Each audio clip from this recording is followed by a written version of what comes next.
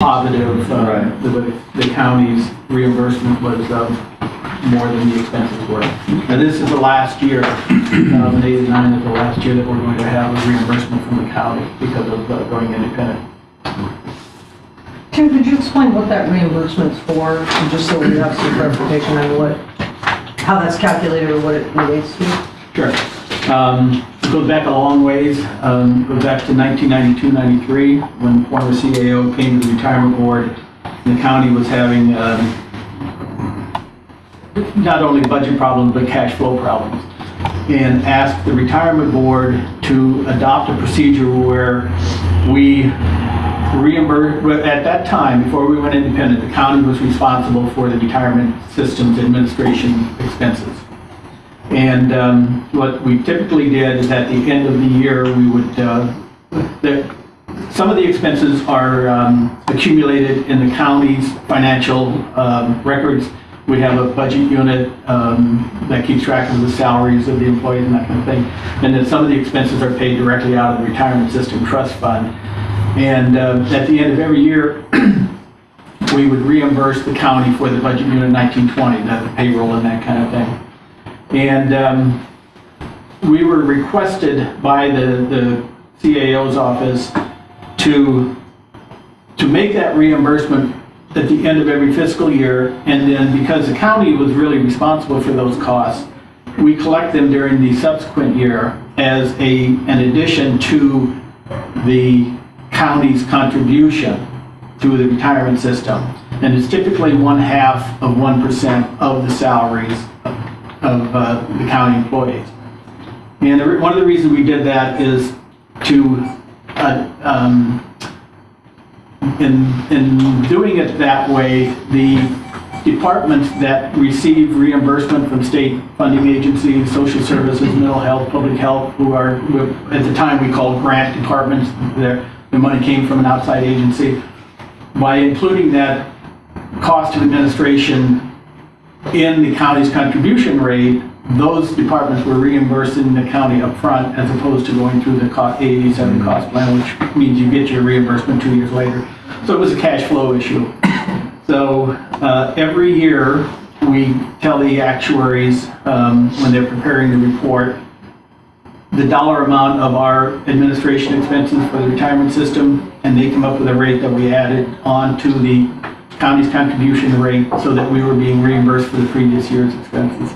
Actually, we were being reimbursed for the 2 years prior, because by the time we get the actuarial report, we're already 1 year late. But typically, as I said, it was 0.5 or 1%, and that reimburses us for those expenses. We went independent in April of 2007, and we had some costs for 2006 and 7 that are now being reimbursed during 2008 and 9. And at the end of 08-09, there would be no more reimbursement of that, since the retirement system is now responsible for the cost, the administration cost, as opposed to the county being responsible. Thank you. Good. Okay, let's get into this report out on the subcommittee. Yeah, and the subcommittee, as you'll recall, at the last board meeting, Peter Chan recommended further diversification of the bond management, and there were some recommendations that were made. Subcommittee met.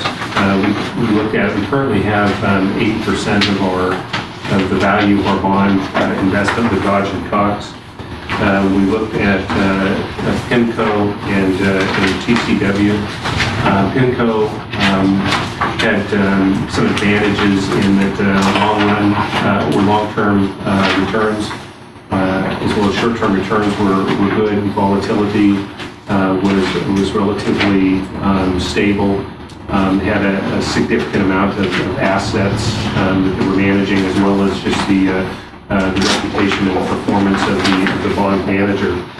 So what we recommended, or the subcommittee recommended coming out of that, was to enter with cash that was available to invest with PIMCO, and to begin to move dollars from Dodge and Cox to balance up the allocation between Dodge and Cox and PIMCO.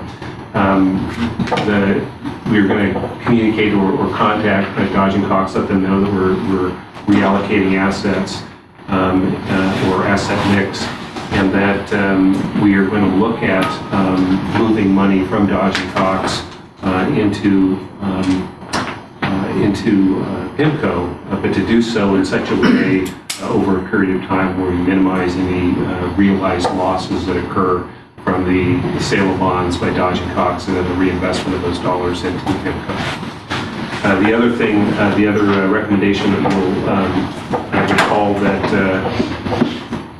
that Mr. Chan made was to move equities out